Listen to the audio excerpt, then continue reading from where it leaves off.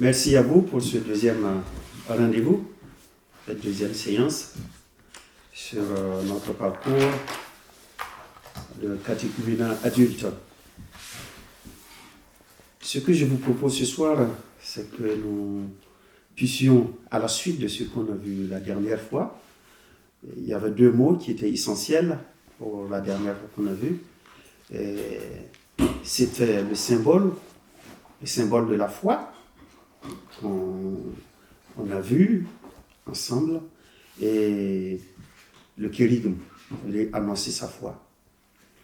Aujourd'hui, nous allons continuer avec le symbole de la foi, parce que c'est là que tout est parti pour la vie de l'Église, à travers son histoire maintenant que nous voulons parcourir, pour comprendre comment le premier millénaire on a vécu ensemble, et que c'est au cours de ce premier millénaire de vécu que l'Église, même aujourd'hui, elle est toujours une, mais dans la réalité, même dans la réalité, elle est une, mais il y a eu une déchirure, voilà, entre l'Est et l'Ouest.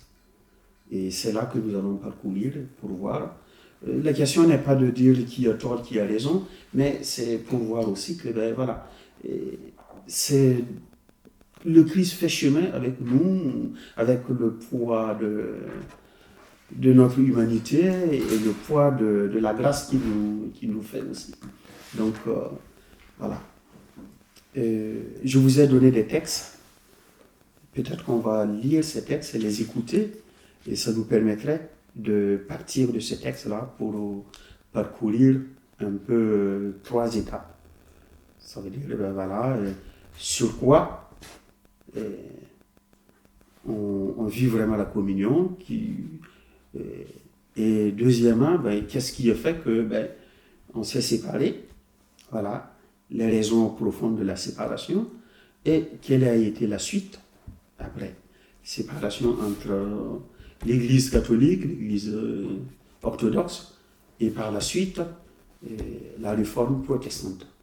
Voilà. Bon, heureusement que ça s'est arrêté, toutes les séparations dans l'Église, mais bon, mais on en a plusieurs obédiences quand même. Voilà. Voilà. Donc, qui veut commencer par lire Jean 12, 26, 27, hein, c'est ça? Jean 15, 26, Jean 27. 15. Jean 15? Oui. Tu avais plus 12? Non.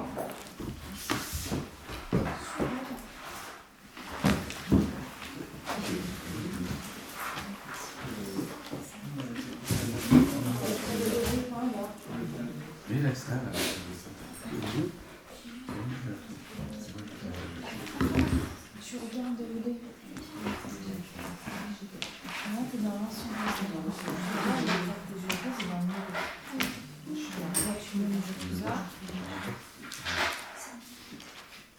T'es la côte, là t'es dans le 14, 10, 10, Jean 15, 26, 27. Oui. Ah oui, je pense qu'il y a la même Qui veut lire à haute voix? On a, excusez-moi, Louis Bat. Vanessa? Lorsque viendra le Paraclet, que je vous enverrai d'auprès du Père, l'Esprit de vérité qui procède du Père, il rendra lui-même témoignage de moi, et à votre tour, vous me rendrez témoignage parce que vous êtes avec moi depuis le commencement. Voilà. Lorsque viendra le Paraclet, que je vous enverrai d'auprès du Père, l'Esprit de vérité qui procède du Père, il rendra lui-même témoignage de moi. Très bien. Est-ce que vous avez les textes que je vous ai envoyés? Les deux credos. Oui. Vous avez lu, vous avez vu les différences? Oui. Si vous voulez les noter. Oui, tu peux lire? Tu peux lire? Oui. Les symboles des apôtres. Oui. Je crois en Dieu, le Père Tout-Puissant, Créateur du ciel et de la terre. Je crois en Jésus-Christ, son Fils, unique, notre Seigneur, qui a été conçu du Saint-Esprit et qui est né de la Vierge Marie, Il a souffert sous Ponce Pilate, il a été crucifié, il est mort et il a été enseveli. Il est descendu aux enfers le troisième jour, il est ressuscité des morts.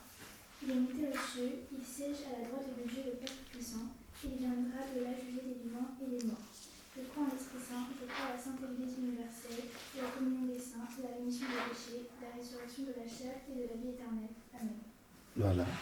Qui veut lire l'autre?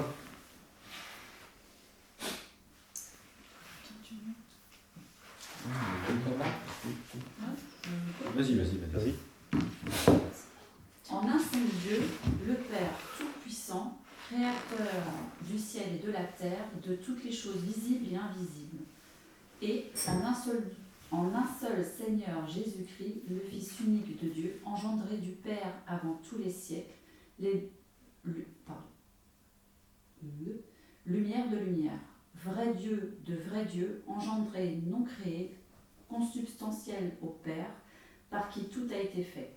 Pour nous les hommes et pour notre salut, il est descendu des cieux, par le Saint-Esprit, il s'est incarné de la Vierge Marie, il s'est fait homme, il a été crucifié pour nous sous Ponce Pilate, il a souffert, il a été enseveli, il est ressuscité le troisième jour selon les Écritures, il est monté aux cieux, il siège à la droite du Père, et il reviendra en gloire juger les vivants et les morts, dont le règne n'aura plus de fin. Et en l'Esprit Saint, qui est Seigneur et qui vivifie, qui procède du Père et du Fils, qui ensemble avec le Père et le Fils, adoré et glorifié, qui a parlé par les prophètes, en une seule Église sainte, catholique et apostolique, nous confessons un seul baptême pour la rémission des péchés, nous attendons la résurrection des morts et la vie du siècle à venir.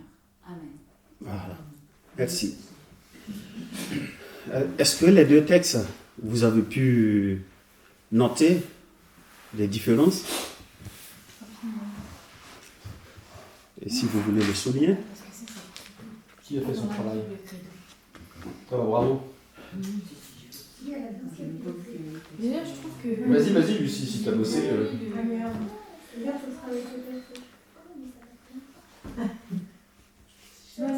Oui, vas-y. Les différences que tu as pu relever. Les différences, en vrai, il y en a eu qu'une qui, je trouve, qui vraiment, genre, qui se contredisait un peu sur les textes. Il y en a une, c'était, on parle d'une seule église sainte catholique et apostolique, je ne sais plus. Et après, on parle de Sainte Église universelle. Oui, c'est les mêmes. C'est la même chose. Oui. Oui. Je sais pas. Et après, aussi, dans un texte, ils vont dire je crois en Dieu, et dans l'autre, ils vont dire en un seul Dieu. Enfin, pourquoi c'est rajouté? En fait, je sais pas, Voilà. c'est bizarre, alors que c'est, on sait que c'est un seul Dieu. Et. Il y en a un plus détaillé que l'autre. Et oui. Il y a un Ouais. texte plus... Voilà. Ouais, c'est ça. Il y en a, il dit que Jésus est descendu aux enfers, et l'autre, il le dit pas. Enfin, moi, je savais pas qu'il est descendu aux enfers. C'est une bonne question, ça. Très bien. Est-ce qu'il y a d'autres qui ont relevé? Oui, il y a quand même des mots... Il y en a un où le début est beaucoup plus détaillé sur le deuxième texte que pour le premier. Et moi, ce qui m'a interrogée, c'est quand on va à l'église et quand on dit, en fait, on récite vraiment en fait en premier le symbole des apôtres, que petite, quand j'allais à l'église, c'était plus le deuxième texte. Et là, je me dis, ouais, c'est étonnant, ça m'a mis en question en me disant, effectivement, on peut dire des textes différents suivant les messes. Je fais, tiens, c'est assez étonnant. Oui. Déjà, vous avez 4 évangiles qui racontent la mission d'une même personne. Est-ce que vous voyez? Mais ça ne se contredit pas. C'est comme la dernière fois, je vous avais dit, au début, peut-être vous n'étiez pas là, si chacun pouvait écrire un peu le résumé de sa foi, de ce qu'il croit, dans une petite parcelle d'un timbre. Voilà. Sur le dos d'un timbre comme ça, vous écrivez ce que vous croyez. Ça veut dire le résumé de votre foi. pour ne pas faire long. Voilà. Vous verrez que vous croyez en Dieu, mais la façon de l'exprimer sera différente. Chacun de vous s'exprimera différemment. Voilà. Mais c'est le credo de chacun. Donc vous voyez. Donc ces deux textes, ils ont des variantes qui sont différentes ou qui sont exprimées différemment, mais ça ne contredit pas la foi. Ça exprime peut-être beaucoup plus avec de détails le deuxième texte que le premier. Mais les deux textes expriment la foi catholique. Le sens est toujours le même. Voilà, le sens est toujours le même. Voilà. En fait, c'est deux personnes qui ont une manière différente de l'écrire, en fait. Oui, c'est l'Église. Ça veut dire que c'est ce que nous allons commencer maintenant. Je vous ai dit que jusqu'en IIIe siècle, la dernière fois, quand on a vu que déjà les évêques se réunissaient pour la première fois parce que il y avait un prêtre égyptien qui s'appelle Arius qui développait des idées et qui mettait en cause le Fils, qui minimisait un peu le rôle du Fils. Non, il n'est pas Dieu. Voilà. Donc, il fallait que les évêques s'accordent, ils se retrouvent pour exprimer la foi en quoi nous croyons. Donc, c'est le résumé. Voilà. Et vous savez, il y a deux manières de voir, parce que pour ne pas dire, il y a deux versions. Il y a le côté latin et le côté grec. Et c'est les deux églises aujourd'hui qu'il y a eu la déchirure. Voilà. L'Orient et l'Occident. Donc, au début, tout était parti avec les textes grecs. Quand on écrit en grec et qu'on traduit en latin, ça ne peut pas être les mêmes mots, le même nombre de mots de façon exacte. Ou quand on écrit en latin et qu'on traduit en grec, ça ne peut pas être la même longueur et les nuances. Voilà. Mais ce que je voudrais que vous compreniez, c'est par rapport à la procession de l'esprit. Parce que ça a été une bagarre, même des bagarres pendant des siècles, jusqu'à la séparation des deux. Et ça fait partie des éléments essentiels de la différence entre nous, l'Église catholique du côté latin, romain, latin, et du côté, il faut dire toujours romain, mais grec, catholique grec. Voilà. Et c'est la différence principale là, dans le credo, c'est la procession de l'Esprit Saint. Vous voyez, dans Saint Jean que nous avons d'abord lu, Saint Jean nous dit,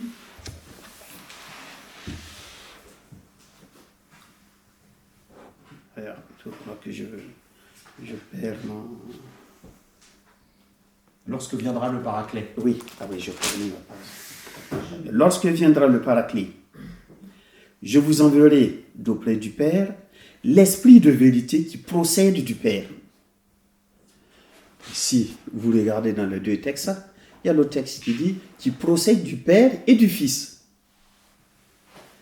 Alors que l'autre texte dit non, qui procède du Père. Donc, là, ça a été une différence énorme aussi dans la séparation et dans la bagarre. Voilà. Et je ne vais pas trop m'attarder parce que le frère Augustin va vous parler de la Trinité. Donc tout part aussi de là. Et parce que dans notre foi, nous croyons en un Dieu, voilà, Dieu Père, une seule nature, en trois personnes. Donc vous voyez. Et pour exprimer ça en grec et en latin, ils se sont accusés mutuellement parce que les mots pour dire ne sont pas les mêmes. Et les autres entendaient, oui, mais attendez, entre dire substance qui est la nature et en latin et en grec, ça ne convient pas. Voilà. Substance ou nature, voilà. Sens, c'est le même mot qui explique. Voilà. Donc, le Père, le Père, il est de même, le Fils est de même nature que le Père. Donc, vous voyez. Et l'Esprit Saint procède du Père. Voilà. Mais l'histoire, comment ça s'est passé, et qu'on a glissé progressivement à mettre qui procède du Père et du Fils. Je fais un résumé. Les historiens expliquent que quand ils ne se sont pas entendus, voilà, il y a eu d'abord les Ariens, ceux qui soutenaient ce prêtre qui s'appelle Arius, qui disait non, le Fils, non, il n'est pas tout à fait Fils de Dieu, ou il n'est pas Dieu, il n'est pas du même nature. Et là, il fallait défendre, puisque c'était de l'hérésie. Et progressivement, selon le côté où on réside, les uns, les empereurs ou les rois, ont voulu quand même demander le pape d'insister pour contrecarrer les Ariens. Voilà. Les disciples d'Arius, qui minimisaient le Fils. Et donc, il y a eu des communautés chrétiennes qui glissaient par tradition que l'Esprit procède du Père et du Fils. Et progressivement, même du côté Église latine, ça s'est arrivé que des communautés chrétiennes ont commencé par glisser ça dans le credo. Et particulièrement, on nous dit, en Espagne, il y a eu une communauté comme ça, qui, un jour, officiellement, le pape était là et qui l'ont récité. Et c'était le seul jour où c'était officiel. Mais le pape, à l'époque, il n'avait jamais pris une décision pour dire, voilà, l'Esprit procède du Père et du Fils. On récitait notre credo en disant qu'il procède du Père. Voilà. Est-ce que vous comprenez? Et donc, c'était là. Et quand, vous savez, la pastorale, c'est comme ça, du coup, je pense que on s'est accommodé pour prendre l'autre texte où on a inclus, il procède du Père et du Fils. Mais bon, moi je vous le dis comme ça, mais ça a été des détails qui ont fait couler de l'encre ou qui ont même provoqué la condamnation des uns et des autres. Voilà. Et donc, les évêques de l'Orient et ceux de l'Ouest, par là, les latins, ils se sont exclus mutuellement. Et je vais utiliser un terme qui était utilisé à cette époque, que nous, aujourd'hui, on n'utilise pas les mêmes mots, même si on se bagarre. Donc, ils se prononçaient des anathèmes. Ça veut dire chacun condamnait l'autre et chacun excluait l'autre, excommuniait l'autre. Et ça a été comme ça. Et ce qu'il faut ajouter, c'est que cette séparation est due aussi à l'évolution de la société. Vous savez, l'Empire romain, quand l'Empire romain évoluait, et qu'il s'est échappé, même l'Église s'est échappée de l'Empire germanique, tout de suite, l'Église s'est développée et le pape, en s'émancipant, il est devenu un peu le chef de l'Église et le chef un peu presque politique, qui gouvernait tout. Et la deuxième chose aussi dans ça qu'il faut ajouter, c'est que en avançant, on a développé une théologie et pour dire, le pape, il n'a pas qu'un titre d'honneur par rapport aux autres évêques, mais il a aussi un titre juridique, ça veut dire qu'il a un droit de juridiction sur les autres évêques. Voilà.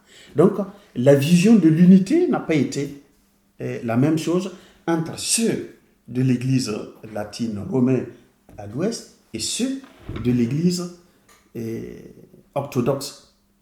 Parce que eux, chez eux, dans leur conception, bon, un évêque, chaque évêque a un pouvoir absolu dans son diocèse. Il n'y a pas un autre qui peut aller le gouverner juridiquement. Alors que chez nous, non, il y a une organisation où on donne un pouvoir, voilà, au pape, un pouvoir de juridiction où il peut quand même avoir un mot à dire dans chaque diocèse et dans la vie de... Bon, même si les diocèses sont autonomes, voilà. Et s'il y a quelque chose, il peut intervenir. Donc, vous voyez. Donc, vous voyez un peu l'organisation qui est partie de la base, voilà, de notre foi, puisque nous sommes des hommes rassemblés, voilà, pour vivre notre foi. Et en vivant cette foi, il faut s'organiser socialement. Et voilà. Et progressivement, je pense que ça a rendu service à un certain moment donné, mais puisque les chrétiens ont pu vivre leur foi librement jusqu'à une certaine époque. Sauf que, vous savez, quand on a le pouvoir et qu'on ne fait pas attention, le pouvoir, l'argent et tout ça, et après, ça devient un peu pas très commode. Donc, la séparation s'est consommée jusqu'en 2014, non? Que, voilà, les deux grands pontifes se sont rencontrés après 900 ans. Voilà. Donc, vous voyez. Et pourquoi ils se sont rencontrés? Oui, pour parler, parce qu'aujourd'hui, on sent bien que, tout d'abord, notre séparation n'est pas sur l'essentiel. Voilà. Et qu'aujourd'hui, quand on regarde à cette époque, c'était quand même très important, mais aujourd'hui, on ne minimise pas, mais il ne faut pas aussi le gonfler. Parce qu'aujourd'hui, on comprend mieux les choses, on se comprend mieux, on a même notre langage entre nous, on se comprend mieux qu'à l'époque.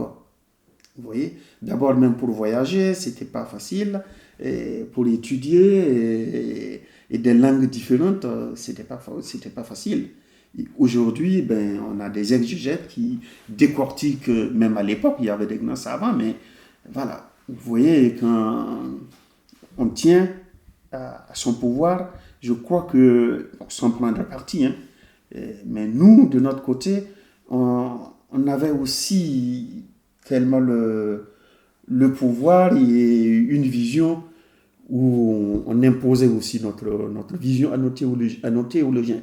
On demandait à nos théologiens de réfléchir selon la vision qu'on voulait. Et je ne crois pas, et là je peux me tromper, mais je ne crois pas qu'à cette époque aussi on avait une liberté de penser comme nos théologiens ont aujourd'hui.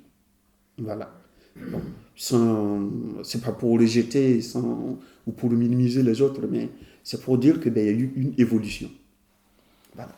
Oui. Cette scission, c'est les orthodoxes et les catholiques. Oui. Voilà. Voilà. Faut poser le mot parce que... Oui. Cette scission, d'abord, c'est les orthodoxes et les catholiques. Mais nous partageons la même foi. Voilà. Vous allez chez les orthodoxes, bon, ils ont une manière de faire qui peut différer, mais la foi, foncièrement, les évangiles, bon, voilà. Après, ils ont des textes un peu qui diffèrent parce qu'ils ont gardé, mais c'est pas... On est vraiment de la même famille. Que ce soit orthodoxe ou catholique, donc la foi, c'est Oui. C'est une habitude. Voilà. C'est juste pour une sorte de mot. Oui. Pour se séparer. Oui, voilà, d'accord. Voilà, à l'époque, pour pas dire de mots, mais même de langage. Ouais, voilà, de langage. Voilà, de langage. La séparation. Donc, de langage pour exprimer la foi. Et orthodoxe, c'est grec, c'est ça? Et maintenant, en 2014, depuis 2014, c'est comment, ça va? Oui, il y a des... D'accord. Mais ce qu'on a, c'est de se dire, il y a eu une fissure, il y a eu une séparation. On doit essayer de nous rapprocher. Alors que pendant longtemps, on a eu la façon de penser qui était de dire, bon, les autres sont partis, nous devons aller les ramener dans la vraie église. Ou dans la... Bon, cette façon de penser, depuis des années, ça ne peut pas fonctionner. Chacun reste sur ses positions. Voilà. Alors que c'est la même église, donc on n'a pas à aller ramener l'autre. Non, vous savez, c'est comme quand vous prenez la feuille et vous la déchirez comme ça en deux, c'est la même feuille A4. Si vous voulez, vous le rapprochez pour que ça prenne la forme de A4. Mais c'est la même feuille qui est divisée en deux. Mais si vous voulez aller ramener les autres, parce que c'est les autres qui sont à l'extérieur, nous allons les ramener, et ça ne marche pas. Donc, vous voyez. Et ça, on a pris du temps, et heureusement qu'on a eu actuellement. Oui. Ah oui, 900 ans, oui. On avait tant d'églises. Oui. C'est la même chose avec l'église protestante. Oui, on va arriver. Oui. Voilà. Oui. Donc, voilà, on s'arrête là pour que vous compreniez, pour vous dire que, vous voyez, l'essentiel de la foi, même pour l'exprimer, quand on n'a pas les mots qu'il faut, voilà, on va se traiter d'hérésie, on va se traiter, et c'est pas anodin. Voilà, notre langage, même pour s'exprimer de nous, c'est pas anodin. Donc il faut s'expliquer, il faut, voilà. Ouais, c'est juste qu'ils n'arrivent pas à communiquer, quoi. Voilà. C'est la nature de l'homme. Oui, c'est la nature de l'homme. Voilà. Donc, pour vous dire, aujourd'hui, parfois, on a dit oui, mais il faut interpréter, il faut moderniser, Oui, mais ça ne va pas de choix. Parce qu'on peut provoquer encore d'autres déchirures ou même d'autres malcompréhensions. Voilà, il faut qu'on s'entende sur les mots. Il faut qu'on s'entende, avoir une vision. C'est pour cela que dans l'église, quand on avance lentement. On aurait voulu partir 120 à l'heure, mais si on parle 120 à l'heure, on risque aussi de ne pas pouvoir épouser bien les virages. Voilà, et ça, c'est très important.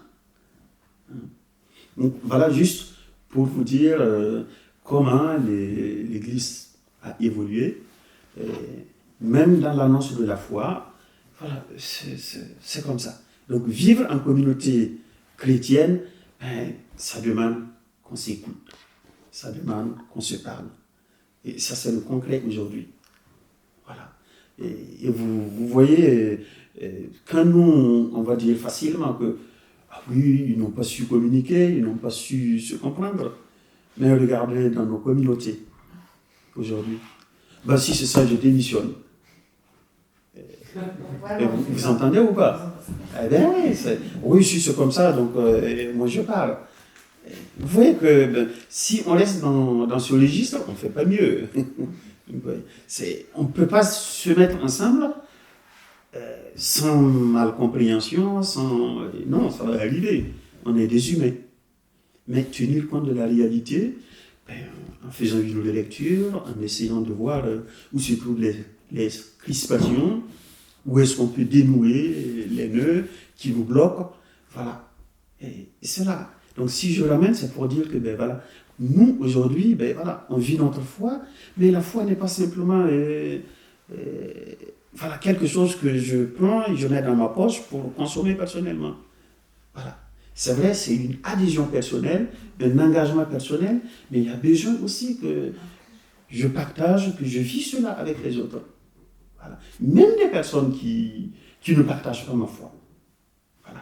Je suis appelé à vivre ma foi avec eux. Ça veut dire, je vis ma foi, j'annonce la parole, je peux l'annoncer explicitement ou je peux l'annoncer implicitement, à travers ma façon de vivre, pour témoigner de ma foi. Donc aujourd'hui, si on vous envoie et témoigner de votre foi, c'est pas que vous arrivez dans votre lieu de travail avec la Bible à la main et dites, le Seigneur vous sauve. S'il y a des contextes qui le permettent, tant mieux.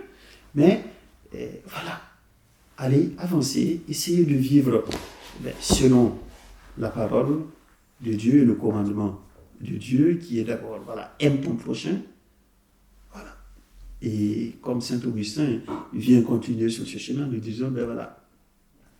Qu'est-ce qu'il dit? Ah oui, voilà. Aime et fais ce que tu veux. Saint Augustin, c'était l'empereur qu'on avait vu il y a 2 semaines. Non, Oui, c'est Constantin, oui, voilà. Saint Augustin, c'est un grand penseur dans l'Église qui a beaucoup écrit, qui a beaucoup instruit, enseigné. Et c'est vrai, pour nous dire que l'énergie du chrétien doit être l'amour. Voilà. C'est l'amour qui doit nous véhiculer, tous nos mouvements, qui doit nous motiver. Et ça, donc, dans tout ce que nous faisons, s'il est motivé par l'amour, comme le dit Saint Augustin, faisons ce que nous voulons. Voilà. Si l'amour est la lumière qui nous guide, voilà, ça y va. Donc c'est là, aller témoigner, être témoin aujourd'hui dans notre société. Voilà. Donc voilà la première partie.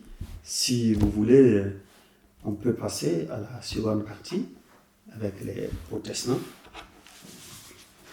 Peut-être qu'il faut que je vous dise quand même quelques points essentiels qui nous séparent des différences. Voilà. Le premier point essentiel, c'est ce que je vous dis, la procession de l'Esprit Saint. Nous, quand on prie, nous ajoutons que l'Esprit procède du Père et du Fils, le filioque. Bon, voilà, c'est un terme un peu latin. Et la deuxième chose, c'est la primauté du pape. La primauté et l'infaillibilité du pape. Et on a développé une certaine pensée à l'époque pour dire, voilà, quand l'évêque parle, quand le pape parle, c'est un évêque, quand il parle au nom de l'Église, ça veut dire qu'il s'est bien renseigné, il a consulté, il a parlé. S'il parle au nom de l'Église, il ne se trompe pas. Voilà. Il est infaillible. Et là, voilà. Les autres ont dit non, nous ne voyons pas le pape comme ça. On peut lui donner une place d'honneur. Voilà. Mais la place qu'on donne au pape, pour nous, c'est la place du Christ. Voilà. C'est la vision, deux visions qui sont différentes. Voilà. Et l'autre, c'est l'Immaculée Conception. Voilà, le dogme de l'Immaculée Conception. Et bon, nous pensons et nous croyons que la grâce que Marie a eue fait que, elle est exempte du péché originel. Voilà. Et puis, ils disent, non, c'est important que Marie soit pécheresse comme toutes les autres femmes. C'est important pour le salut. C'est important pour le salut. Et il dit, non, on n'a pas besoin, pour eux, ils n'ont pas besoin de voir Marie comme immaculée. Non, Marie a eu la grâce qu'elle a eue, ils ne refusent pas ça. Voilà. Elle a eu la grâce qui lui a été faite par le Christ, mais elle a été appelée parmi d'autres femmes. Voilà. Et elle était femme avec toute la pâte que les autres femmes étaient pétries. Elle était pétrie de la même pâte que les autres femmes. Donc, qu'elle soit pécheresse, ce n'est pas leur problème. Ce qui est important, c'est que Dieu l'a choisie et c'est la grâce de Dieu qui fait que. Donc, vous voyez la façon de penser qui est différente. Bon. Voilà. Donc, voilà, c'est quelques points qui sont différents par rapport à nos conceptions. Voilà. Si vous arrivez sur les orthodoxes, ils ont beaucoup d'images, plus que nous, des icônes. Voilà, des icônes. Et d'un côté, ils nous ont appris, et là aussi, il faut voir le dialogue qu'il y a eu, parce que les orthodoxes, ils disent, les icônes, ils vénèrent les icônes. Voilà. Mais, ce n'est pas une adoration. Donc, vous voyez. Et nous, dans le langage qu'eux, ils ont utilisé, nous, on l'entend comme prosterné. Et là, Nous, dans notre conception latine, en le traduisant en latin, c'est prosterner, ça veut dire adorer. Et adorer, non, nous, on n'adore pas des images. Donc là aussi, ça a été un point où on ne s'entend pas. Eux, ils disent non, non, non, non. Les images, on les vénère simplement. Et nous aussi, ben, c'est vrai que quand on a l'image du Christ, l'image de la Vierge Marie ou d'un saint qu'on aime, bon, on vénère, mais c'est pas une adoration. Et là aussi, ça, il fallait des précisions. Aujourd'hui, on se comprend bien, mais pour vous dire, dans le langage, voilà, ça a été aussi des questions de frustration. Et est-ce que les icônes sont représentatives de personnes différentes ou toujours de la même dont la représentation se modifie par la personne qui l'a réalisée, mais c'est toujours la même image? Oui, on peut voir, vous voyez, d'abord, si vous prenez les images du Christ, suivant la personne qui la produise, on peut produire un Christ ressuscité, glorieux, voilà. Et puis vous pouvez voir un Christ encore agonisant. Ça dépend de la personne qui la représente et qui veut traduire quoi. Voilà. Vous voyez, pour quelqu'un dans une période où on traverse une période sombre, on contemple le Christ agonissant, on se voit le Christ qui lutte avec moi, qui souffre avec moi, je la représente selon le moment que je vis.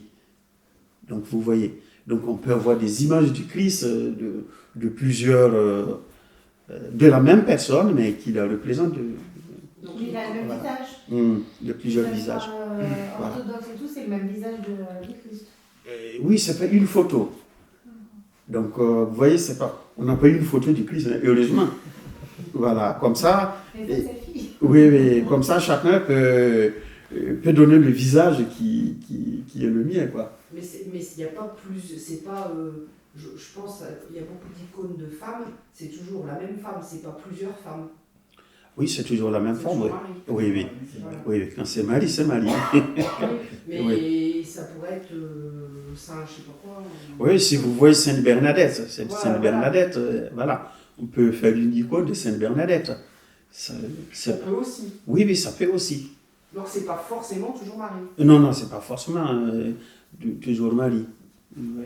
Si vous rentrez dans votre église ici, vous pouvez voir plusieurs chapelles dans l'église et dans chaque chapelle peut être dédiée à un saint ou des familles pouvaient même apporter des saints qu'ils aiment ou qu'ils viennent dire merci dans cette chapelle en laissant comme la statue d'un saint, parce qu'ils ont prié, je ne sais pas, Saint Albin ou Saint qui, et puis leur problème a été résolu, donc il vient avec l'image de Saint Albin, déposer et dire merci à l'église dans la chapelle qui leur est dédiée. Donc vous voyez, c'était à une époque. Et puis il ne faut pas oublier que c'était une époque où tout le monde n'avait pas l'accès aussi à, je ne veux pas dire à l'éducation, mais voilà, tout le monde ne pouvait pas lire. À la connaissance. Voilà. Donc, comme tout le monde ne lisait pas le latin ou les grecs, on faisait la catéchèse aussi par des images, à travers des images, donc, voilà, c'était aussi une manière pour instruire. Les vitraux servaient de catéchèse aussi. Voilà, vous voyez les vitraux. Donc, vous voyez, c'était une façon le chemin de croix. Vous voyez.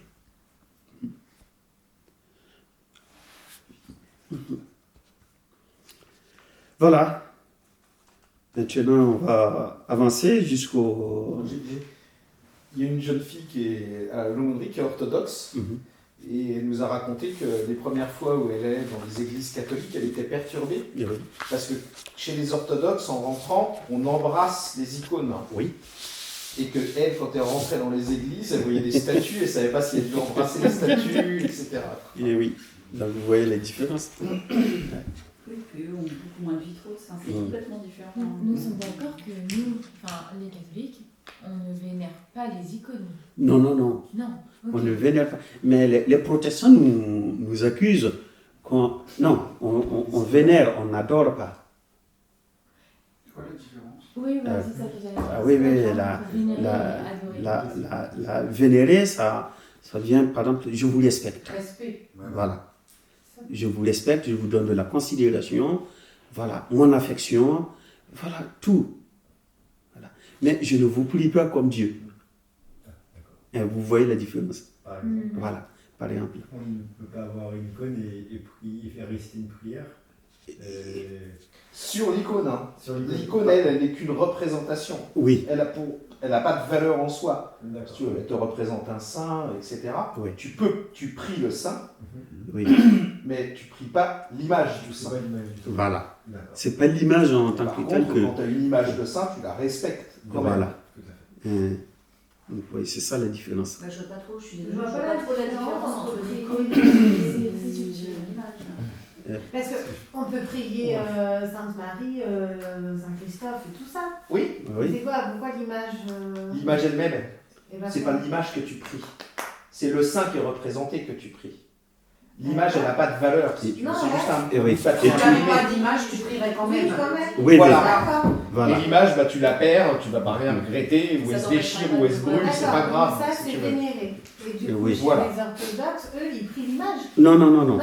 Oui, c'est au départ, nous, on ne leur comprenait pas et on les accusait qu'ils prient l'image. Voilà.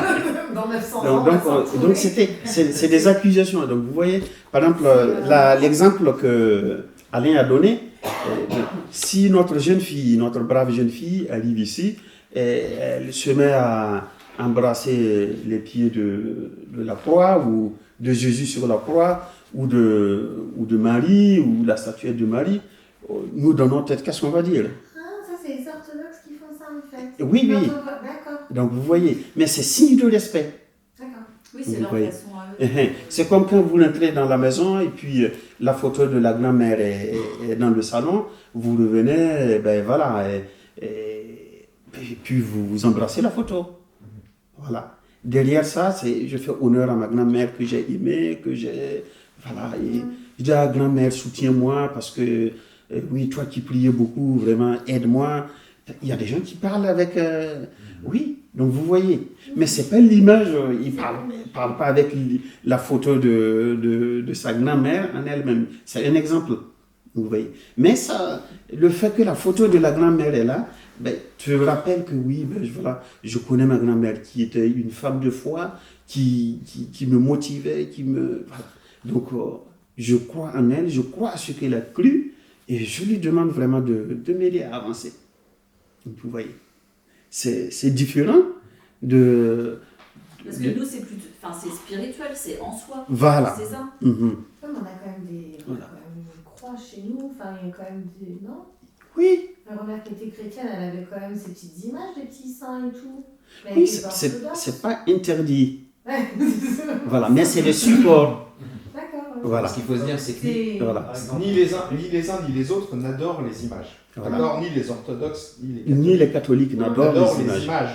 Non. Mais les problèmes de traduction qu'il pouvait y avoir ont fait croire aux catholiques que les orthodoxes adoraient les images. D'accord. Et du coup, c'est une des raisons D'une Ok. décision de plus. de se brouiller, quoi. C'était la même chose, sauf qu'ils se Bah, c'est disaient pour pas ça. de la même façon. Bah ouais, c'est Voilà. pour ça. C'est que Oui, des- ça veut dire qu'on parle de la même chose, Bah oui. mais on utilise des mots différents Ouais. et des concepts différents qui font qu'on ne se comprend pas. Ouais. Et on s'accuse mutuellement. Alors que non, ce qu'on est en train de faire, on est en train de dire la même chose, mais voilà. Ok. c'est un quiproquo. Et oui. C'est ça. Bah, ouais, voilà. Voilà. C'est ça un quiproquo. Voilà. Oui, oui. Donc c'est ça. Il n'y avait pas que ça dans le texte, hein, mais... Ah bah. Mon Dieu. Oui. Excusez-moi, moi je voulais revenir sur la Vierge Marie. En fait, j'ai pas compris. Vous avez dit que elle était pécheresse, mais pécheresse pour les orthodoxes. Non, c'est les concepts. C'est-à-dire que, enfin, les orthodoxes ne croient pas à l'Immaculée Conception, c'est ça? Oui, non, non, oui. Eux, ils ne parlent pas de l'Immaculée Conception. Ok, donc c'est... Voilà. d'accord. Les orthodoxes, ils ne parlent pas de l'Immaculée Conception. Mais voilà, ils aiment Marie, ils prient, ils ont le chapelet, ils font une petite courte prière qu'ils appellent la prière de Jésus.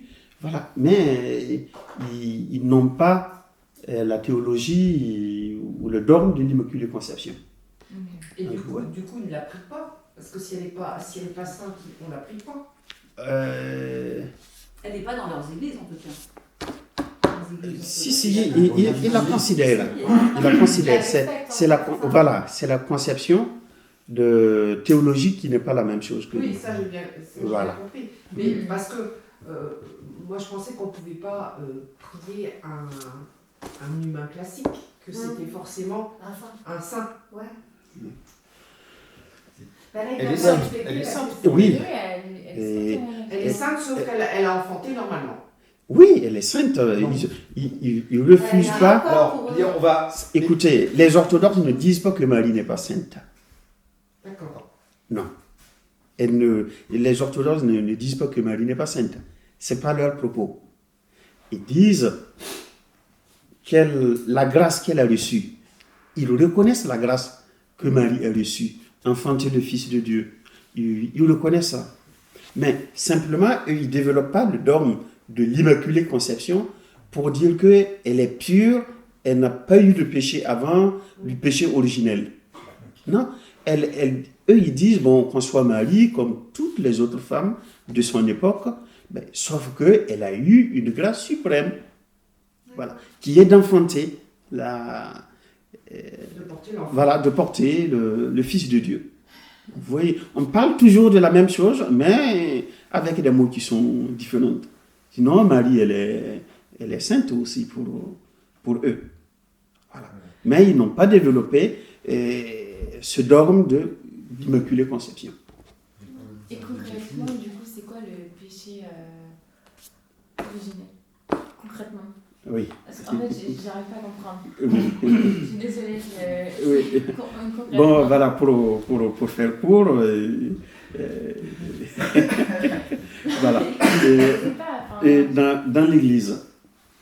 Je veux dire, c'est le rapport sexuel entre l'homme et la femme, c'est ça? Non. Voilà, on a toujours. Non. Et ça, il faut. Voilà, vous me faites que je vais même dire quelque chose. Le rapport sexuel entre l'homme et la femme n'est jamais un péché. Non. Si Dieu a créé l'homme et la femme et qu'il a voulu qu'ils soient complémentaires, qu'ils s'unissent, c'est même une mission. Et c'est même un bonheur. Donc vous voyez. Mais cependant, et quand il y a eu une période de la vie des hommes, et des chrétiens ont affronté cette période aussi, si vous écoutez Saint Paul, vous verrez que Saint Paul va dire les chrétiens, non, il faut faire des choix. Voilà. Vous n'allez pas prendre votre femme, aller échanger avec une autre femme, avec la femme d'un autre, et voilà. Et la dernière fois, j'ai oublié de vous parler je vous ai parlé de Saint Justin. Voilà. Et qui parlait à ses contemporains aussi. Et qui disait, oui, mais nous les chrétiens, voilà, on ne s'habille pas autrement, on n'habite pas d'autres cités, on est confrontés au même problème, mais nous faisons des choix. Donc vous voyez, ça veut dire que le rapport sexuel n'est pas le problème. C'est la façon dont on la vit qui peut déstructurer l'autre comme être humain. Certains ont un attachement plus important. Nous, catholiques, on a un véritable attachement. C'est même pas assez fort comme mot, mais on est vraiment très attachés à Marie, que les orthodoxes ne le sont pas. Non, si. Non, si. Oui. Il faudrait que tu expliques le péché originel, en fait. Voilà. C'est la question initiale. Oui. Parce que le péché... Voilà, pour le péché originel, pour faire court et simple. Parce que... voilà. Parce que écoute le frère Pierre. Voilà. Pour faire court et simple, le péché originel, c'est que l'homme, dans sa réalité comme homme, a cette tendance, ou même presque c'est inscrit, à se détourner de l'essentiel. Et l'essentiel, c'est quoi? C'est Dieu. Ok. Bah, du coup, Tu vois? Et vouloir s'échapper et croire que nous pouvons nous sauver nous-mêmes. Voilà. Et là, vous verrez ça dans la Genèse. Bon, on va expliquer. Il y a d'autres qui sont allés aussi à renvoyer ça comme sur le sexe. Non, c'est pas sur le sexe. C'est cette tendance de désobéir et de nous détourner vraiment de la volonté et de l'amour de Dieu qui nous aime et qui nous invite à l'amour. Et quand nous nous détournons et nous prenons des résolutions, même de façon délibérée, à quitter cet amour que Dieu nous offre, pour qu'on aille vivre cet amour comme mission avec les autres, c'est là ce péché originel. Et vous voyez que l'enfant qui naît, l'enfant naît naturellement comme chacun de nous. On est né naturellement bon. Et c'est en prenant contact avec notre monde qui nous entoure, et les trucs qu'on commence à connaître ce que c'est que l'égoïsme, qu'on commence à connaître que pour soi, et tout, on se détourne de ce qui devait être ouverture vers l'amour des autres et l'amour de Dieu. Ouais. Donc, ce péché originaire-là, il réside là dans notre... voilà. Dans notre nature. Dans notre nature, s'il faut dire. Et Marie, voilà. Marie, elle n'a pas ce péché originel. Voilà. Et Marie... Elle s'est pas détournée. Okay. Voilà. Elle n'a pas été conçue. Mais quand du coup je vous ai écouté derrière, je me suis dit, mais c'est peut-être pas ça en fait. Finalement, c'est peut-être le rapport entre l'homme et la femme. Mais effectivement, au début, je me suis dit, non, en fait, c'était le fait que l'homme s'était détourné de Dieu et que du coup, il les avait mis pour envoyer sur terre. J'ai compris. En résumé simple. Voilà, très bien, vous avez compris. En vous écoutant, je me suis dit, mais mince, c'est peut-être pas trop vite. que j'ai. Il y a un débit qui fait qu'on comprend.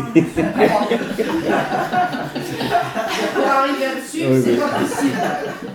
Je répète, en fait, calmement. À l'origine, effectivement, je me suis dit que le péché originel, c'était le fait que l'homme et la femme s'étaient détournés de Dieu, donc Adam et Ève. Voilà. En vous écoutant tout à l'heure, je me suis dit, mais c'est bizarre, pourquoi on me dit que Marie est pécheresse et que par l'acte de conception de Jésus. Enfin, en fait, oui. j'ai non. un amalgame et je me suis dit, oui, mais du coup, je me suis dit, mince, j'ai fait un amalgame entre tout et je me suis dit, peut-être que l'idée de départ n'était pas la bonne. Oui, non. Ok, donc très bien. C'était pas la bonne. Voilà. C'est bon. Très bien. Voilà. Est-ce qu'il y a autre chose? Non, mais c'était important d'éclaircir. Oui. C'est un bon éclaircissement. Voilà, sinon, pour aller plus loin, si vous lisez les deux textes dans la Genèse, vous verrez que Dieu a voulu le bonheur de l'homme quand il lui a créé, et que ce soit tous les deux textes. C'est quand la femme est arrivée que l'homme s'est épanoui. Hein. Bah oui. Oui. L'homme est devenu heureux, il dit voilà, l'os de mes os, la chair de ma chair. Eh bien, donc ça ne peut pas être un péché. Oui. Voilà. Donc, vous voyez. Mais bon, c'est comme je vous ai dit, pendant longtemps, et même dans l'Église, en traversant des courants différents et suivant les époques, c'est vrai que on a dû tellement diaboliser le sexe, comme si le sexe était le seul lieu que l'homme peut pécher. Voilà. Et ça, il faut que dans nos têtes, dans nos églises, on puisse quand même essayer de donner une bonne notion de la vie, du couple, et peut-être aussi que, voilà, on a tellement aussi mis la vocation du célibat, des prêtres et des religieux, ceux qui vivent le célibat, par rapport à la sainteté, on a tellement canonisé beaucoup de religieux, beaucoup de prêtres, qu'il n'y a pas eu tellement de couples qu'on a canonisés, et ça n'a pas marqué aussi l'esprit des chrétiens.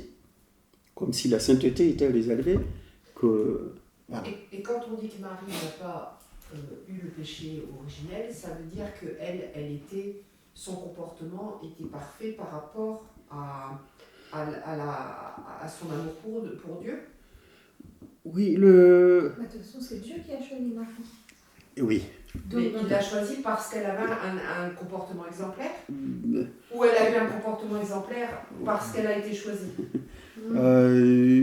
Bon, moi je ne pense pas les choses comme ça, mais ça dépend. Quelle est votre explication? Voilà. Moi, je pense que si Dieu nous choisit, il ne nous choisit pas par mérite. Il nous choisit parce qu'il a une mission pour nous et parce qu'il nous a aimés. Et qu'il nous choisit pour une mission. Voilà. Si elle a choisi Marie, c'est pas parce que Marie la méritait plus que les autres jeunes filles de l'époque. Voilà, c'est parce que le choix de Dieu s'est posé sur elle et que chacun de nous a sa grâce. Et la grâce que Marie a reçue, c'était cette mission-là. En fait, c'est elle qui devait enfanter. Et voilà. C'est ça. Oui. Jamais elle devait faire un. Mais bon, au-delà d'aller dire, c'est parce qu'elle a eu un comportement exemplaire. Mais on a eu des trucs aussi comme ça dans l'Église. Hein, et la question de mérite, de quoi. Et là, ça a beaucoup nourri aussi notre façon de penser comme chrétien. Voilà. Que c'est parce que mon comportement est exemplaire que Dieu me... Voilà. Non, mais c'est parce qu'on disait qu'elle n'a pas eu le péché originel, donc elle ne s'est pas détournée de Dieu. Non, voilà, mais quand l'Église dit ça, il n'a pas dit Marie n'a pas eu ou n'a pas commis. Il dit elle a été préservée. Voilà, donc Marie a été préservée. Ça veut dire que c'est Dieu qui l'a préservée de ce péché originel. C'est pas par son comportement elle-même qu'elle a été... Non, l'Église conçoit et pense qu'elle a été préservée. Puisque Dieu a voulu pour elle telle mission, donc Dieu l'a préservée du péché originel.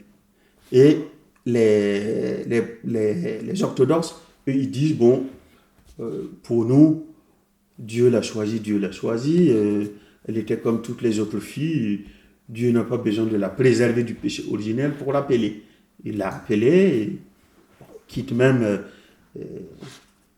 sans la préserver, ça parle beaucoup plus aux personnes que Dieu appelle quelqu'un même sans la préserver du péché. Ça parle beaucoup plus aux hommes que quand on dit que Dieu l'a préservé du péché. Donc, mais tu vois, c'est comme quand nous dialoguons entre nous. Voilà. Vous voyez la chose comme ça et moi je la vois comme ça. Donc nous, l'Église catholique, nous pensons et nous voyons que dans notre vision, Marie a été préservée du péché originel. Et puis pour eux, bon, voilà. Mais elle est sainte. Ils ne disent pas qu'elle n'est pas sainte. Voilà.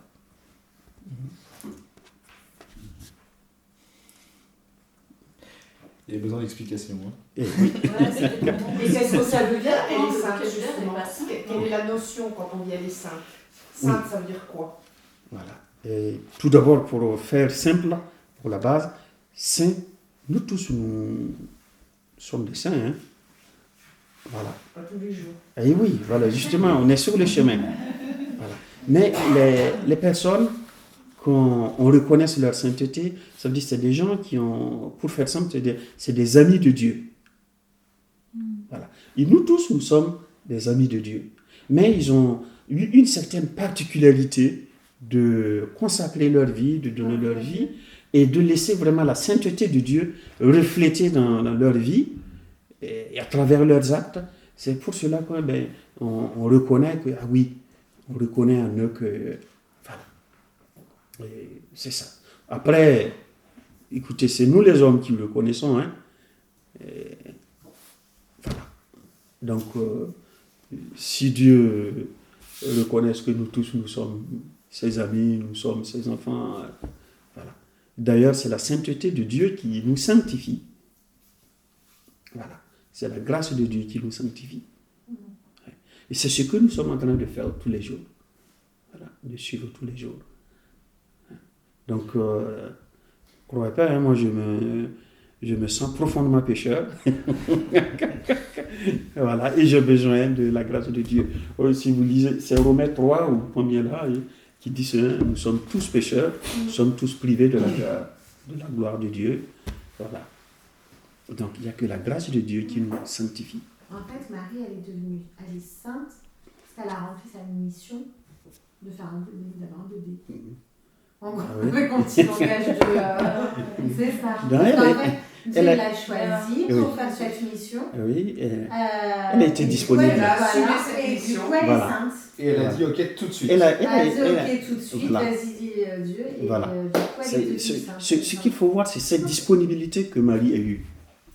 Et ben ça me va bien. Oui. Elle a été C'est cette disponibilité qu'elle a eue. Et je me dis, si on peut parler de comportement ou de mérite, moi je le renverrai à la disponibilité de Marie. Oui, mais Voilà. ça parle bien. Voilà. Et ça, c'est. N'oubliez pas qu'on aura quand même le père Jean-Jacques qui a écrit plusieurs livres sur Marie qui va venir Voilà. vous parler de Marie. Mhm. C'est pas tout de suite, donc réservez vos questions. Oui. Mais pour le coup, C'est un chapitre Voilà. qui me passionne. Ah, oui, oui. Ah, je peux lui demander la référence de ses bouquins si tu veux. oui. Bon. Reprenons le Donc, chemin de chrétien. oui. Maintenant, on va avancer au XVIe siècle maintenant. Voilà. Donc, qu'est-ce qu'il faut dire? L'Église a continué son chemin, elle a évolué. Et vous voyez, quand je vous disais que plus on commence à grandir, on devient nombreux, on a le pouvoir, l'argent ça suit, et le risque c'est de perdre l'essentiel.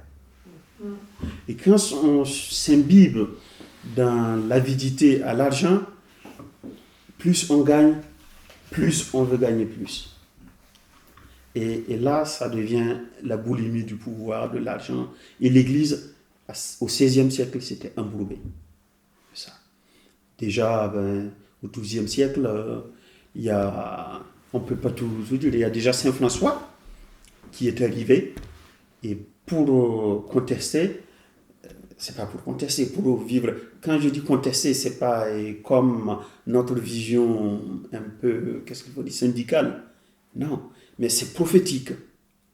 Saint François, déjà à son époque, l'Église, voilà, s'embourgeoisait avec beaucoup d'espace, d'argent, et comme vous voyez, hein, comme je ne généralise pas, il y a des riches qui sont honnêtement riches, je mesure mes propos, et qui sont chrétiens et qui sont, voilà, qui cherchent la justice à équilibrer la répartition du bien. Il y a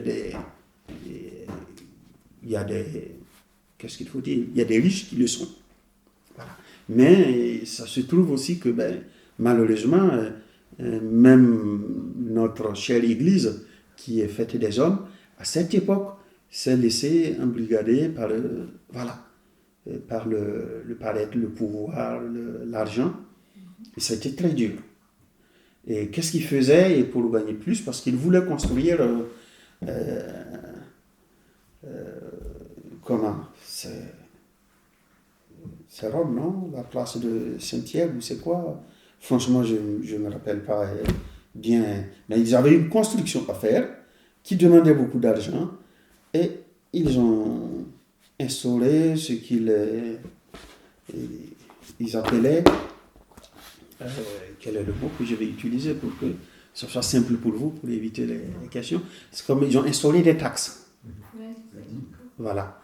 Et c'est pas des dîmes, c'est même un peu mauvais que ça. Parce qu'ils disaient, si tu payes ces taxes, tu seras sauvé. Ils achetaient C'est le péché en fait. Voilà. Ils pensaient que Donc, l'argent. voilà, les gens, ils venaient, ils achetaient leur salut. C'est les indulgences. Hein. Voilà, c'est le mot technique que je ne voulais pas utiliser. C'est ce qu'on appelle des indulgences. Donc vous voyez, vous donnez de l'argent et Dieu sera indulgent avec vous.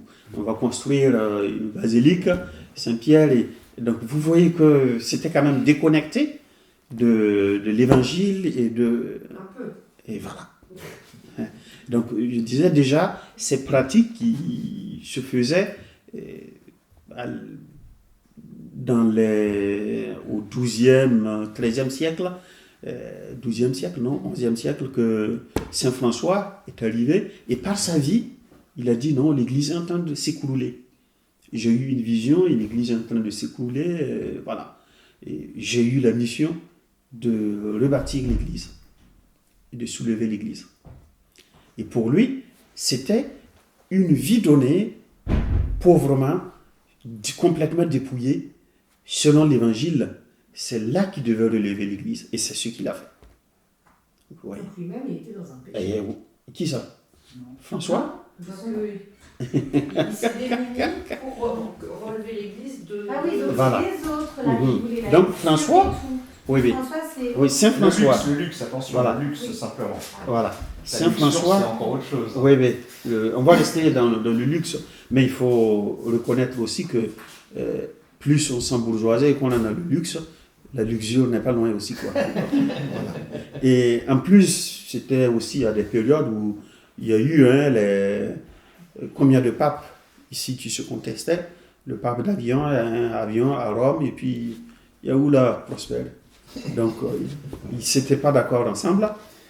Et c'était une période qu'il faut dire, de vide juridique ou de spiritualité. Voilà. Et c'est comme ça que notre cher Martin Luther, qui est notre voisin, s'est levé et il a contesté l'Église. Il a écrit 95 thèses pour dire non, cette façon de vivre, je ne suis pas d'accord. Et là aussi, le dialogue avec la hiérarchie, ça ne s'est pas bien passé. Et par fini, on l'a condamné. Mais il faut remarquer quand même qu'il avait eu des princes en Allemagne qui entendaient ce qu'il disait et qui étaient d'accord avec lui et qui ont commencé à le protéger. Et quand il a écrit cette thèse, à cette époque, on faisait comme ça, il est parti, il a collé ça à la porte de l'église pour le débat. Et le débat s'est bien déclenché, mais bon, comme je vous dis, quand on a le pouvoir, souvent c'est très difficile d'écouter, parce qu'on est préoccupé par faire passer son message, ou même ce que je vous disais à l'époque, on demandait aux théologiens d'écrire et de proposer une théologie selon la vision qu'on voulait. Voilà, c'est pas pour... j'aime bien mon église, mais je ne fais que dire l'histoire, ce que j'ai lu, ce que j'ai cherché, ce que j'ai compris. Voilà. Nous sortons de là. Et là, ça n'a pas aidé, il n'y a pas eu un dialogue franc qui a permis de se reconnaître et de se mettre en cause. Donc les deux, ça s'est mal passé entre la hiérarchie et Luther. Et Luther, c'était un moine. Voilà. Et c'est comme ça qu'il est parti.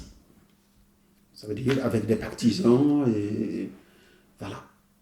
Le schisme est né de là. Et de là-bas, si on vient en France, vous vous rappelez celui qui a porté le flambeau en France? Ah, ben moi non plus, je ne connais pas. Si vous les Français, vous ne...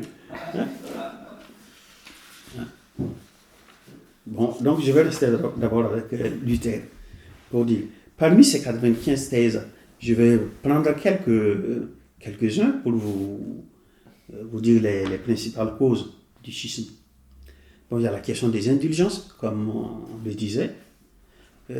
Prosper, je viens te payer 50 € et puis tu me donnes un billet pour rentrer au paradis. Bon.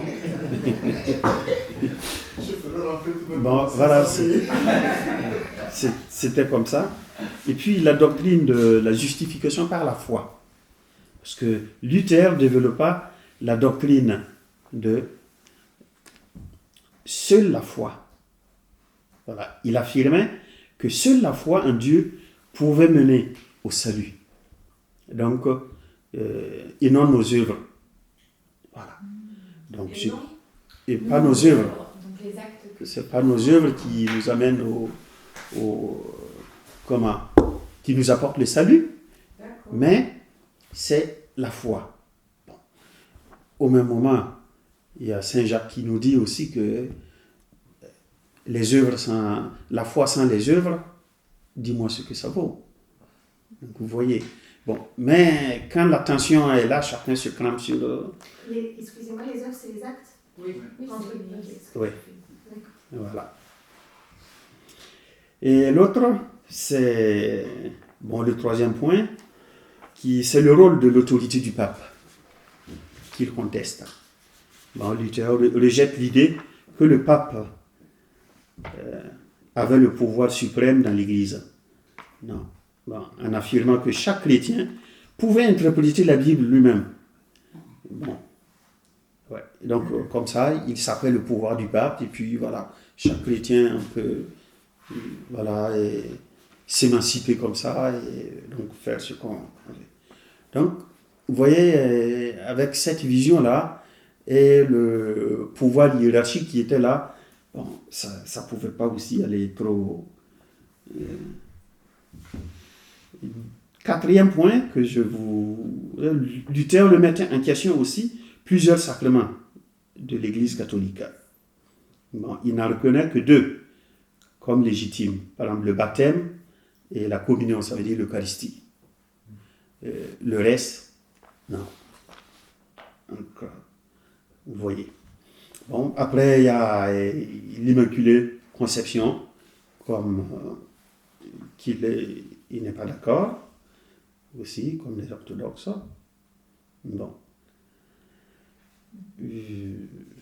Oui, je reste là pour ne pas trop vous encombrer.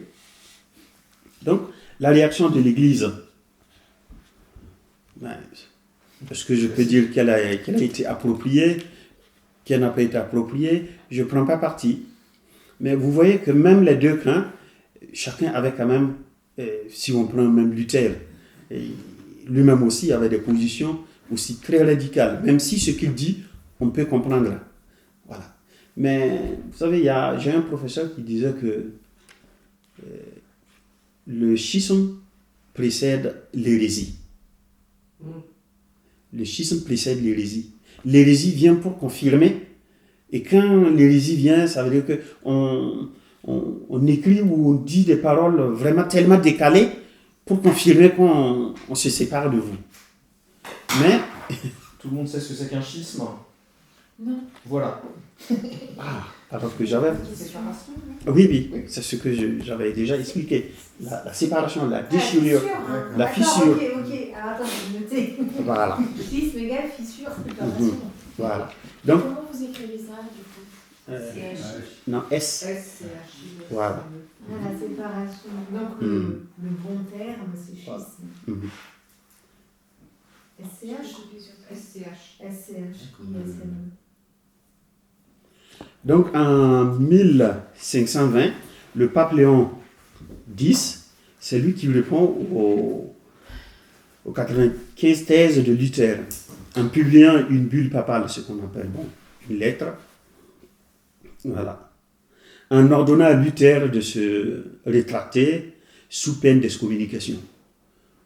Vous voyez, quand dans une situation comme ça, si on fait des ordonnances, personne ne va écouter l'autre.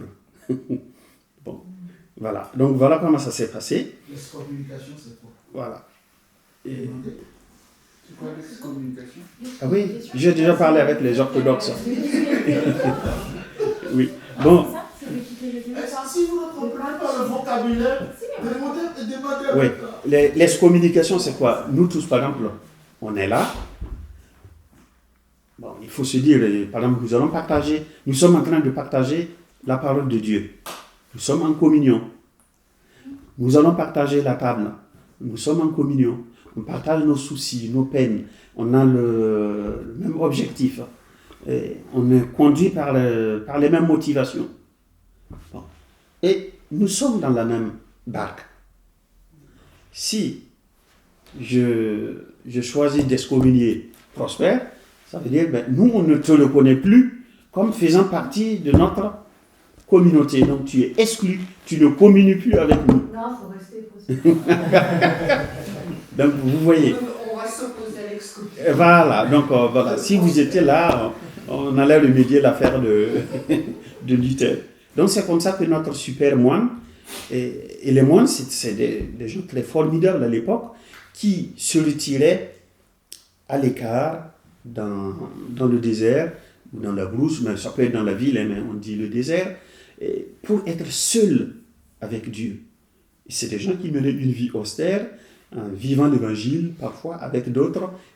Donc, et des gens qui mûrissaient vraiment la parole de Dieu, en la ruminant. C'était aussi l'intellectuel de l'époque. Hein. Voilà. Et il s'est opposé. Voilà.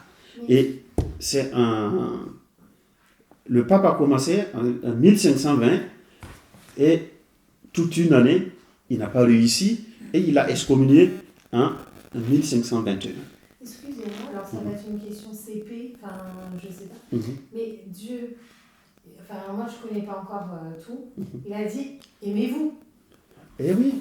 Alors pourquoi ils font tout ça? Parce que du coup en fait ils aiment tous la même. Aimez-vous, donc là en fait pourquoi ils s'excommunient et tout ça alors qu'ils croient à la même personne? Oui. Parce que Il est rentré dans l'arbre du papa. Bon, tu posais la question du péché originel. Non, c'est pas moi le péché Ah non, ah oui, c'est elle. Moi c'est ça, c'était il y a 2 semaines. Ah oui, voilà. Mais tu vois, c'est ce que je t'ai dit, que l'homme, quel qu'en soit, notre âme, dans l'Église, nous sommes tous pétris de la même pâte. Il faut toujours se souvenir qu'on n'est qu'un être humain. Ouais. Et qu'à tout moment, on peut toujours se détourner de l'essentiel. Voilà. Ouais. Oui. Oui, non, mais c'est sûr. Voilà. C'est juste Et Saint Paul nous le dit souvent, oui, le bien que je veux, je n'arrive pas à le faire. Et le mal que je ne veux pas, c'est ça que je fais. Donc, et déjà, en faisant l'expérience spirituelle humaine, même déjà, Saint Paul, l'apôtre Paul à l'époque, l'explique. Donc voilà. Et toute une église, le bien qu'il voudrait faire là, elle n'a pas. Voilà, parfois on passe de côté. Et heureusement, voilà, je veux vous appeler aussi à faire un acte de foi. Que quand l'église est là, et qu'on regarde les hommes comme l'église, voilà, on a le droit de se poser des questions, on a le droit de rejeter, d'insulter. Mais quand on passe et qu'on regarde, on essaie de faire une relecture simplement et regarder l'histoire de l'église. Et c'est là qu'on comprend, qu'on dit, ah oui. Heureusement, si on commence simplement par les 12 qu'il a réunis, qui sont différents. Si ce n'était pas lui qui les avait réunis, c'est pas sûr qu'ils puissent faire route ensemble. Ouais. Est-ce que vous voyez? C'est là l'acte de foi, quand on fait à l'église, on professe à l'église notre acte de foi, c'est pas notre évêque qui est là, ou Prosper qui est devant nous. Non! C'est comme je dis, ce sont des êtres pécheurs, comme chacun de nous, mais que le Christ a choisi, il met là comme pécheur pour qu'il rend service à son peuple, aussi pécheur comme lui.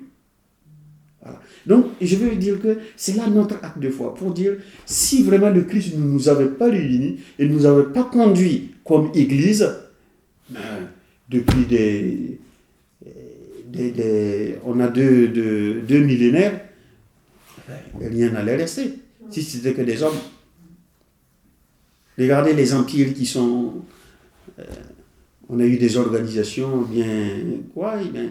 qui se sont succédées, qui sont disparues. Voilà, si ce n'était pas vraiment le Christ qui nous conduisait, si c'était simplement nous les hommes, dans notre organisation, pape, prêtre, évêque et quoi, non. Heureusement que quelqu'un est au milieu de nous, parfois invisible, mais avec une fine voix qui nous conduit. Voilà. Et c'est là notre foi. Oui. Voilà. Bon. Par là, ça a engendré des guerres. Et je vais vous dire, là, pour qu'on arrête, qu'il y a eu 8 guerres en France, entre protestants catholiques. Parce que quand les protestants sont arrivés, ils commençaient à prendre de l'ampleur. Ah ben, les catholiques aussi n'ont pas voulu se laisser faire. Et vous voyez, c'est là qu'on dit l'humain. On a marié les catholiques avec les protestants, en Voilà. essayant de rassembler tout le monde. Et pour faire court, c'est Henri IV. Et si vous avez la chance d'aller vers le sud, vous visitez la maison de Henri IV, et puis toute son histoire pour venir vers là, c'est très beau. Parce que lui, pour réconcilier le peuple, qu'est-ce qu'il a fait? Il s'est balancé entre protestants, catholiques, protestants, catholiques. Je ne sais pas, il est mort catholique ou protestant. Voilà. Donc vous voyez, pour vous dire l'esprit de la société. Et l'Église vit dans cette société. Oui. Donc Henri IV, qui était voilà, le roi de la Navarre à cette période, qui a beaucoup communiqué avec l'Espagne, hein, et qui a essayé de faire les guerres, et réunir. Il a fait du bon boulot comme guerre, hein, pour avoir la France. Voilà. Et c'est lui qui a pu apaiser ces différentes guerres. Voilà. Donc je vous laisse les détails pour vous dire que ben, voilà, notre histoire, si elle est faite d'histoires d'hommes, voilà. Mais c'est à travers nos pauvres personnes, nos pauvres histoires, que le Christ chemine avec nous. Donc, vous voyez. Et le Christ, il est là, dans la barque là, et ça c'est, parfois je me dis, mais il doit souffrir beaucoup de fois avec nous. Oui. C'est ça. Il doit souffrir. Donc, je m'arrête là en disant que ben, tout ce qu'on a tiré, et ce que je tire comme leçon, c'est de dire vraiment tout ce chemin, pour moi, je professe ma foi que vraiment, heureusement, que le Seigneur est avec nous. Oui. Sinon, ben, on regarde que le tableau sombre, ben, on ne va pas avancer. Oui. Mais quand nous regardons, qu'à travers ça, vous voyez des cathédrales qui se sont construites, des églises, des gens aussi ont exprimé leur foi. Vous voyez, avec une foi sincère, hein? Des gens ont donné leur vie. Des gens ont professé leur foi. Vous voyez. Bon, pour dire que, ben voilà, si nous sommes là aujourd'hui, on doit vraiment rendre grâce à Dieu. Ne prenons pas simplement les lunettes d'aujourd'hui pour regarder le passé, mais regardons le passé avec les lunettes de l'époque. Parce que si nous étions à cette époque, c'est pas sûr que nous allons être des Luther ou des quoi, ou des François d'Assise, ou des... voilà, c'est pas donné à tout le monde. Voilà. Mais rendons grâce en disant que, ben oui, à chaque époque, Dieu nous envoie toujours des hommes pour cogner à notre porte et dire, mais attention, il y a quelque chose là. Voilà. Et nous maintenant, je vous l'envoie, nous à notre époque, qu'est-ce que vous voyez? Qu'est-ce que vous sentez? Quel appel? Voilà. Vous le sentez? Voilà. Que le Seigneur nous bouscule aujourd'hui, d'être attentif à notre époque. Voilà. Pour que la foi chrétienne, ça veut dire, souvent je ne parle même pas de la foi chrétienne, mais pour que le royaume qu'il est venu construire, voilà, puisse se réaliser. Bon, voilà, je m'arrête là.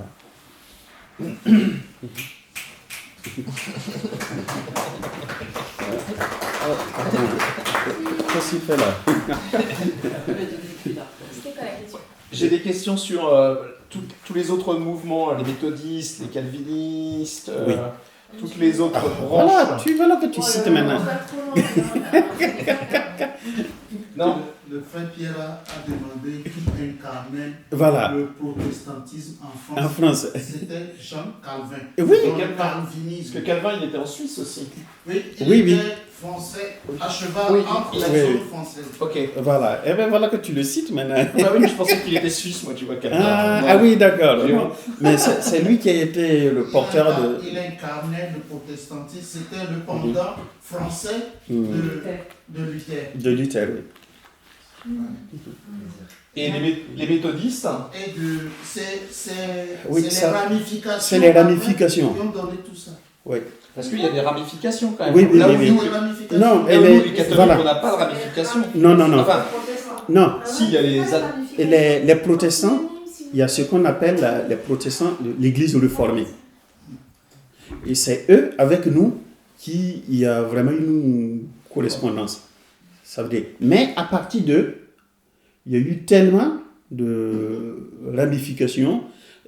Bon, comme lui, il a dit que chacun pouvait interpréter. Ouais, c'est ça, c'est des Comme il branches veut. de religion. Voilà. c'est un piège, ça. J'ai pas compris. C'est Les branches qui partent, tu vois, nous les catholiques, qu'une branche en gros. Ah, on est le tronc. Ouais. Voilà, mais chez les protestants, à partir de Luther, Chacun est libre de penser comme il veut. comme chacun pense comme il veut, il y a eu plein de courants qui Oui. se sont créés, des D'accord. églises différentes, si tu veux. Et ça veut dire que... Parce qu'eux, ils n'ont pas la hiérarchie comme. Ah non, non, non, Il n'y a non. pas de hiérarchie. Non, non, non. D'ailleurs, ils disent l'église, il y a l'église évangélique, il y a Eh ouais. l'église. Alors, les évangéliques, Non, c'est encore et- autre chose. et- Il y a et- les adventistes, il y a et- les... Les protestants, ils croient à l'église une, mais invisible. Ils croient à l'unité de l'église, mais c'est l'église invisible qui est une. Le reste là, non. Si demain, vous n'êtes pas d'accord avec votre curé, c'est pas Prosper. C'est qui chez vous? C'est à... Ah, c'est le père Anissa. Ah oui, Anissé. Voilà, Mormon. Si demain vous avez une vision, vous dites, bon voilà, moi j'ai eu ma vision hier nuit, ben, on va l'appeler Anissé, je suis plus d'accord avec vous, ben, vous trouvez... L'église. Voilà, et vous Fonde faites ton votre église. église. Et bien pasteur. Ça, c'est chez les protestants. Oui. Ah ouais, parce que nous, on n'a le pape. Oui, ben, C'est ça, oui, voilà c'est qui ça, va le nous... Non, ils les croient pas. Oui, voilà, eux, ils sont pas en mode pape. Ah non, non, non. Ils sont en mode pape. Oui, oui, Ah ouais. voilà. Non, Non, mais c'est vrai, chez les religieux, Bon. c'est hiérarchie. Oui, voilà. Voilà. Il y a que des pasteurs en fait chez les protestants. C'est ça. Bah, c'était- Oui, mais vous savez, les termes, Prosper il va compléter, je vais lui laisser la parole, et pasteur, prêtre, il y a quoi encore, les dénominations? Moine. Oui. Bon, Aujourd'hui, on parle de prophète, on parle de... oui, mais je vais limiter d'abord à pasteur, prêtre, c'est presque le même mot. Pasteur, ça veut dire celui qui prend soin. C'est comme pasteur, hein, le berger. Celui qui prend soin voilà, troupeau. des brebis, du troupeau. Voilà. Et prêtre, bon, voilà, c'est la même chose, c'est qu'il y a quand même aussi une notion de sacrifice derrière. Mais quand on dit curé, ça exprime plus, ça donne. Curé, c'est la responsabilité. Il prend aussi soin, d'une portion. voilà, d'une portion, d'un territoire, il prend soin des âmes. Sauf que, sauf que le prêtre, il est entièrement dévoué à Dieu ou à Jésus, du coup, maintenant, je dis quoi? Ah oui, et à sa communauté. Ouais, oui, voilà. Voilà. Ça, moi, je me suis dit. Ouais. Et ça aussi, c'est la différence entre nous et les protestants. Parce que notre brave Luther, c'est ce que je vous dis, hein, pour montrer ça entre-temps, lui qui était moine et qui a vécu pendant longtemps, bon, après, il s'est marié. Donc, vous voyez? Donc, pour vraiment s'opposer jusqu'au bout. Ouais, là, c'est détourné, du coup. Ah ben non, Pour lui, il ne sait pas de tout. il ne s'est Oui, pas mais- détourné. Nous, c'est. Pour nous, oui. Il n'y voilà, a pour nous, pas c'est de un formation, il n'y a pas d'études. Ah si, si, si, si. ouais. Oui, oui. Oui, oui. Et sauf que ici, mais dans d'autres pays, c'est vrai, ce que vous dites, c'est une Aux évidence. États-Unis. C'est même vrai. Dans d'autres pays, il y a d'autres qui se lèvent comme ça et Oui, Son pasteur. ils prennent les casseroles. Voilà. Mais ici, voilà. Mais 9 ans. oui. Non, les protestants se basent sur les écrits de Martin Luther, donc, enfin ses thèses. Nous, on se base sur les écrits des évangélistes, ceux-là même qui ont côtoyé Jésus. Voilà, voilà. Donc, quelle est la place du Christ chez les protestants? Parce qu'en fait, c'est les écrits de Luther, ils se basent vraiment là-dessus. Oui, il faut préciser une chose. Que ce soit les protestants, les orthodoxes, les catholiques, on a en commun les évangiles, la Bible. Voilà. Donc, eux aussi, ils se basent sur la Bible. Et les écrits, les thèses, en fait... Oui, on a les mêmes textes. Bon, sauf que la Bible, il y a les textes grecs qu'ils n'ont pas. Ils n'ont pas voulu. Mais les textes de Luther, ça a été juste une dénonciation, si tu veux. C'était... Oui. Sans réflexion. Oui. Par contre, à ma connaissance, les protestants ne reconnaissent pas non plus les docteurs de l'Église, etc. Si? Il y a de cela, quand moi j'étais encore au séminaire oui. au pays, j'ai beaucoup d'amis pasteurs, pour l'église presbytérienne, on les formait en 4 ans. En discutant avec eux, je me suis rendu compte qu'ils ne faisaient pas la patristique de la patrologie oui. comme nous. Et on se taquine entre nous, on disait vous ne connaissez pas l'histoire de votre famille, comment est-ce que vous pouvez vivre? Et je me suis rendu compte qu'après, dans leur maison de formation, oui. Ils ont fait venir maintenant la patristique. Ah oui, d'accord.